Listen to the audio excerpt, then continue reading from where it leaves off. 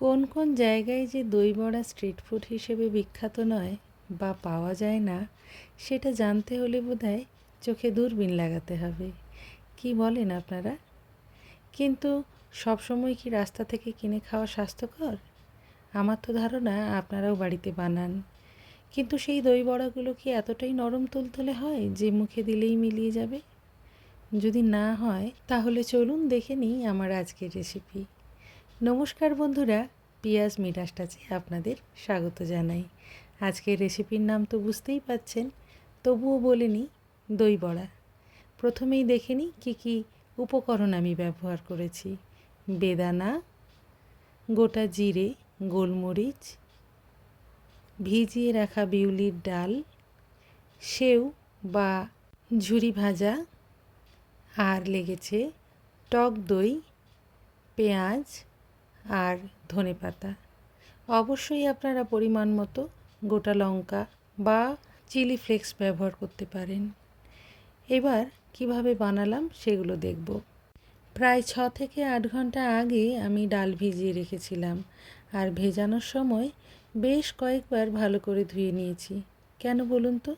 দোকানের বিউলির ডালে অনেক পাউডার লেগে থাকে, আর সেটা ধুয়ে না নিলে এই যে ডাল বাটাটা দেখছেন, এটা আরও ঘোলাটে রং নেয়। ডালটা আমি মিহি করে বেটেছি, আর সাথে পরিমাণ মতো নুন দিয়ে ভালো করে ফেটিয়ে নিচ্ছি। ডালের বড়া বানানোর আগে ঠিক যেমন বিউলির ডালের বড়ি বানানো হয়, সেরকম অনেকটা সময় ধরে ফাটতে হয়, তবে কি এই বড়াগুলো খুব সুন্দরভাবে ফুলবে। এখন কড়ায় তেল গরম করতে দিয়ে একটা বলে করে বেশ খানিকটা জল নিয়ে নিলাম। এই জলটা যে কী কাজে লাগবে সেটা একটু পরেই দেখতে পাবেন। এবার দেখুন, আমি ছোট্ট ছোট্ট করে বড়া ভেজে নিচ্ছি, তবে ডোনাট আকারে ভাজলেও কিন্তু চলে। আমি এরকমটা ভাজতে পছন্দ করি, আসলে এটা তাড়াতাড়ি হয় আর চটজলদি। ডোনাট শেপে ভাজতে গেলে অনেক হ্যাপা, তাড়াহুড়োতে অত হয় না। বড়াগুলো আস্তে আস্তে করে আমি সবগুলোই ভেজে নিয়েছি। আর এই বড়া ভাজার নিয়ম হচ্ছে, তেল গরম হলেও ফ্লেমটা কিন্তু কমিয়ে দিতে হবে। ভাজার পর দেখুন, তেল থেকে সরাসরি তুলে আমি জলে ফেলেছি। বেশ খানিকক্ষণ জলে ডুবিয়ে রেখে তারপর এইভাবে নিংড়ে জলটা বের করে দিয়ে অন্য একটা বাটিতে তুলে নিচ্ছি। এবার মশলার জন্য গোলমরিচটা থেঁতো করে নিলাম। থেঁতো ঠিক না, অনেকটা আমি গুঁড়ো করে নিয়েছি। টেক্সচারটা কেমন দেখুন। আর জিরেটা শুকনো চাটুতে নাড়াচাড়া করে, অর্থাৎ সামান্য ভেজে নিয়ে গুঁড়ো করে নিচ্ছি। এটাও এই ছোট্ট হামানদিস্তাটাতে থেঁতো করে করে গুঁড়ো করে নেব। এরপর দইটা রেডি করে নেওয়ার পালা। সে কারণেই একটা বোল নিয়ে তাতে পরিমাণ মতো দই দিয়ে দিলাম। এবার এটাকে আমি ভালো করে ফেটিয়ে নিচ্ছি। পরিমাণ মতো নুন দিয়েছি। হাতে করে সুন্দরভাবে ফেটিয়ে নেব, সাথে প্রয়োজন মতো জলও মিশিয়ে নিচ্ছি। এই সব কাজের ফাঁকেই আমি ধনেপাতা ও পেঁয়াজ কুচি করে রেখেছিলাম, সেটা আর ভিডিও করতে মনে নেই। হ্যান্ড হুইস্কার দিয়েই দেখুন আমি বেশ সুন্দরভাবে ফেটিয়ে নিয়েছি। কি সুন্দর ফেনা উঠেছে। এবার আমি গোলমরিচের গুঁড়ো আর জিরে গুঁড়োটা দিয়ে একসাথে মিশিয়ে নিলাম। সুন্দর ফেটিয়ে নেওয়া হয়েছে, টেক্সচারটা দেখেই বুঝতে পারছেন। পরিমাণ মতো জলও দিয়েছি, তবে দই যেন খুব টক না হয়, তাহলে খেতে ভালো লাগবে না।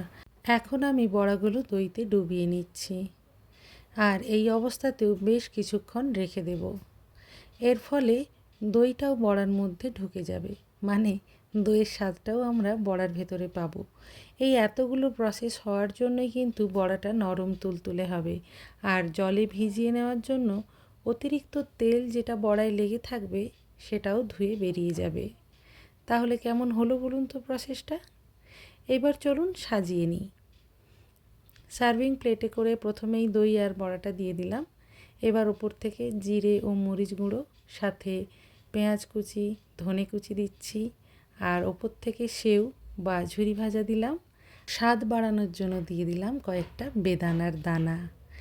এই বেদানার দানাটা দিতে কিন্তু আমি মহারাষ্ট্রে এসেই শিখেছি, আমাদের ওদিকে দেয় বলে আমার জানা নেই। দই বড়া এভাবেই খেতে খুব সুন্দর হয়, তবে সবার মুখের স্বাদ তো আলাদা।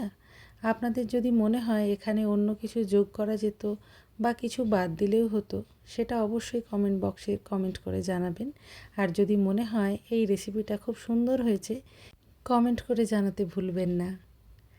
আর যারা নতুন দেখছেন তারা অবশ্যই সাবস্ক্রাইব করে পাশে থাকুন আর বেল বাটন প্রেস করে দিন, যাতে করে আমার প্রতিটা ভিডিও সবার আগে আপনারা দেখতে পান। আজ তবে এ পর্যন্তই থাক। টাটা।